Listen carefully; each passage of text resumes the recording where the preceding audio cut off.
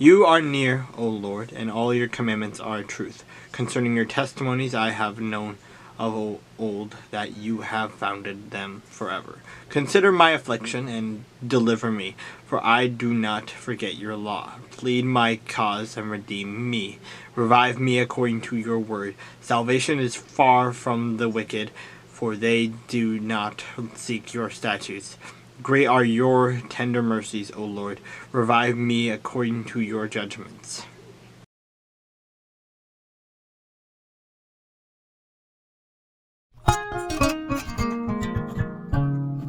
And it came to pass when Jabin, king of Hazor, heard these things, that he sent to Jobab, king of Madon, to the king of Shimron, to the king of Ashkashaf, and to the king who were from the north in the mountains and the plain and south of Chinneroth in lowland, and in the heights of Dor on the west, to the Canaanites in the east, and in the west the Amorite and the Hittite, the Perizzite, the Jebusite in the mountains, and the Hivite below Hermon in the land of Mizpah. So they went out, they and all their armies with them, so many people as the sand that is on the seashore, in multitude, with very many horses and chariots.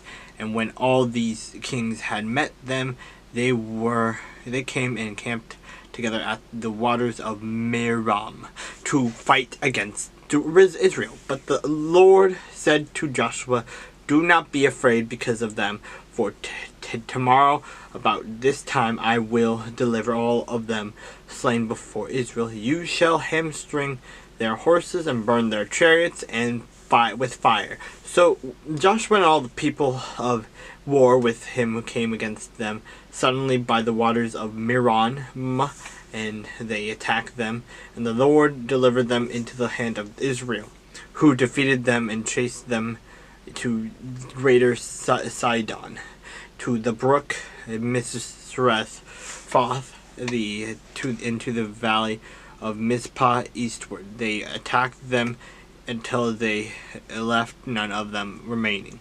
So Joshua did to them as the Lord had told them. He hamstrung their horses and burned their chariots with fire. Joshua turned back at that time and took Hazor and struck its king with the sword, for Hazor was formerly the head of all those kingdoms, and they struck all the people who were in it with the edge of the sword, utterly destroying them. There was none left breathing. Then he burned Hazor with fire. So all the cities of those kings and all their kings Joshua took and struck with the edge of the sword. He utterly destroyed them, as Moses, the servant of the Lord, had commanded.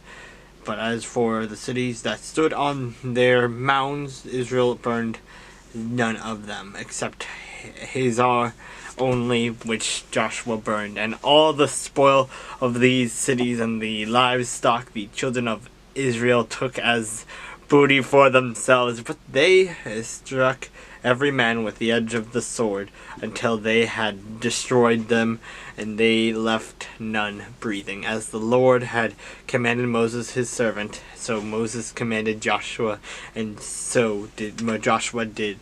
He left nothing undone of all that the Lord had commanded Moses. Thus Joshua took all this land, the mountain country, all the south, all the land of Goshen, the lowland, and the Jordan plain, the mountains of Israel and its lowlands, from Mount Halak and the descent of Seir, even as far as Baal Gad in the valley of Lebanon, below Mount Hermon.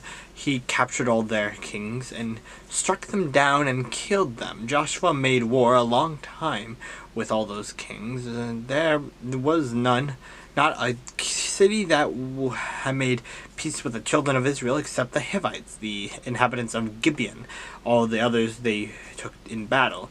For it was of the Lord to harden their hearts, that they should come against Israel in battle, and that he might utterly destroy them, and that they might receive no mercy, but that he might destroy them, as the Lord had just commanded Moses. And at that time Joshua came and cut off the Anakim from the mountains, from Hebron, from Debir, from Anab, from all the mountains of Judah, and from all the mountains of Israel. Joshua utterly destroyed them with their cities. None of the Anakim were left in the land of the children of Israel. They remained only in Gaza, in Gath, and in Ashdod. So Joshua took the whole land according to all that the Lord had said to Moses, and Joshua gave it as an inheritance to Israel according to their divisions by their tribes. Then the land rested from war.